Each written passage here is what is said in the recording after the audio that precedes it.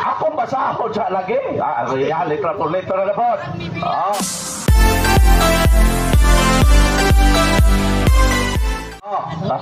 Okay. Ang simba katolik ko mo lang ito ko sa Lord Jesus, so kaaway ka sa Diyos, imibiya maka. Ato sa'yo na, ang iya word for word.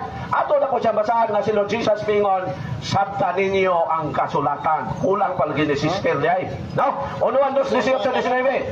Mga anak, doon na ang katapusan sa kalibutan. Gisugin lang na kamo nga muanhi ang kaaway ni Kristo. Kinsa di sila? Ato'y padayon. O aniya na karon ang daghang mga kaaway ni Kristo. Kaaway ha? Busa masiguro nato nga doon lagi ng katapusan. Kinsa? Atong basahan ng 19.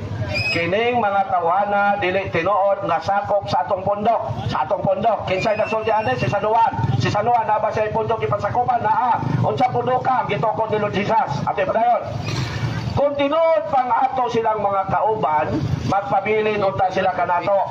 Apa namiya sila, aron maila gayud na sila dili kauban nato. So ang namiya sa simbang nga gitukod ni Lord Jesus, kaaway na ni Lord Jesus.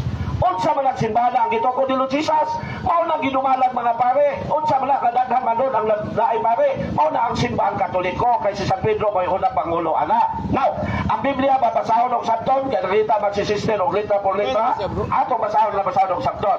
Kung banayon nato si sister litra por litra, mabasa ba sa Biblia nga gihinganlan sa Ginoo Biblia ang iyang kasulatan? Ang simbahan may nangalan na ng Bible. Dapat di ka mo tuo nga Bible ni. Kaya wala may word Bible ani. So maunay lang gihapon, no? Pero ato lang ng chapter si sister kay biktima mangguna siya sa minute magtutudlo. Ato masahon ang San Juan 10:25. Unsa gingon ni Lord Jesus? Asa gingon ni San Pablo? Sabton ba ang kasulatan? O litra por litra lang? Ato masahon.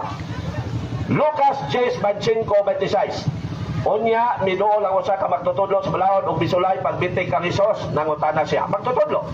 Unsay kinahanglan kong buhaton aron ako makadawat sa kinabuhindayon? Nangutana siya, unsay buhaton aron siya maluwas? Si Hesus mitubag kaniya. Unsa may giingon sa kasulatan? So unsay giingon sa Biblia? Simbahan Katoliko mo'y nangalan na ni Biblia kay kasulatan lang ni sa sinugdan. Si Jesus mitubag kaniya, unsa may giingon sa kasulatan? O giunsa manimo kini pagsabot.